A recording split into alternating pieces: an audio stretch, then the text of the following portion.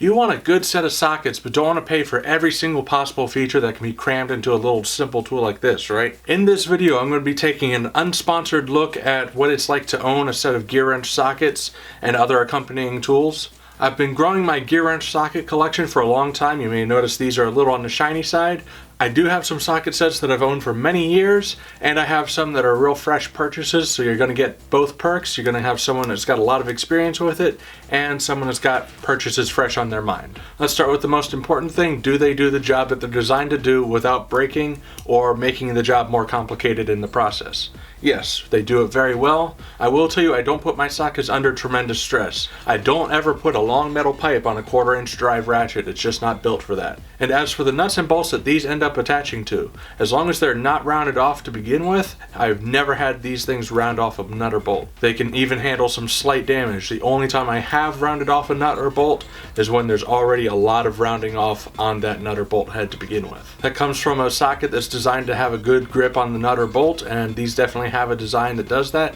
You can feel it when you're using the tool. And that's not to say that these sockets are the only ones that have that feature. There are plenty that do. There's some that even have a better grip than these do. This is an example of one of those types of sockets. It's a spline drive socket. There are actually a whole lot more shapes of nuts and bolt heads that these are going to slide onto really easily. There have even been some rare cases where even though it's a 6-point head, I've had to use something like this to get a good grip on it and twist it off. These actually work pretty well on rounded nuts and bolts too. Gearwrench actually makes a few tools with that spline drive design too, which comes to my next point, variety in types of sockets that they offer. For example, this is their Swivel-Head design socket.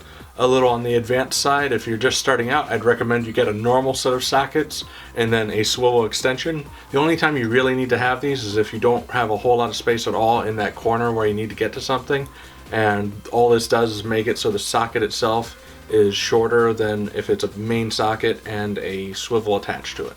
They have a very good range in 1/4-inch drive, 3/8 drive, and 1/2-inch drive. For example, these are a 1/2-inch drive.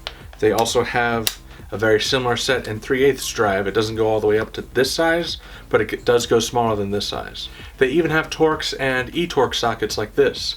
If you're just getting into cars, you probably won't encounter this kind of socket for a while, but Torx is definitely getting more and more relevant. They sell sockets as sets, and they sell pretty much everything that they make as individual sockets as well. Keeping weird sized sockets like this out of sets helps keep the cost down, I assume. The only thing more important than socket is what you're driving it with, and most of the times it's going to be a ratchet like this. They make very good ratchets. In fact, my favorite ratchet of all time, regardless of the brand, is their Roto head ratchet, which is one that lets you pivot it up and use it like a screwdriver. And you can bend it around to get around stuff as you ratchet back and forth. They also make these 120 XP ratchets, which have a lot of teeth in it. It's got a 120 tooth design, and that just means that you can rotate it just a little bit before it catches on the next tooth. I didn't think I'd need that kind of precision out of a 1/2-inch drive ratchet, but it definitely feels better. Whenever you ratchet it back to put your weight on it, it immediately grabs, and it just feels a whole lot better when you're trying to get that job done fast. Their quick release ones with the button in the back are good too, but I never use it because I'm either using the Roto head one or this one. There are, however, some downsides to these sockets, but it always feels nitpicky when I point them out. For one, the numbers on the sockets don't line up exactly with the square of this socket rail. If you're trying to put your sockets on the rail so all the numbers are showing up on one side, you can do it, but they're all pointing slightly off and it just isn't very easy to read. I actually forgot to mention the rails. The socket rails that the sets come with actually have holes in them for installing on the wall or something like that. They're plastic, but they're actually very good. I haven't had a single one break yet. Not even an individual little retainer like this. The retainers even have that little metal ball that grabs onto them.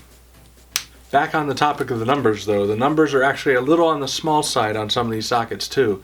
Like these short wall sockets, the number is just marginally bigger than the part number font. They're using that fine engraved looking design.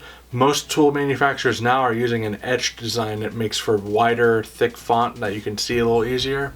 Those etched markings can wear down over time, so these markings are going to last a little longer. If you want to see these tools in action, I'd really recommend checking out my back catalog. I really feel like seeing them in action is going to be a much better way of getting a sense of how good they are than watching a whole bunch of reviews in a row. I feel like these sockets and ratchets are at least a mid-level tool for a professional technician, and I feel like they're a great starting point if you're getting into DIY car repair and you're going, yes, this is what I want to do. After this, if you haven't already, get a good sense of what other brands of tools have to offer, see if this is your thing, and if it is, come back to this video. I have links to a lot of these tools in the description. Using those Amazon affiliate links is really going to help out this channel, even if you don't purchase anything that I link to. I'll see you in the next Car Simplified video. Thanks for watching.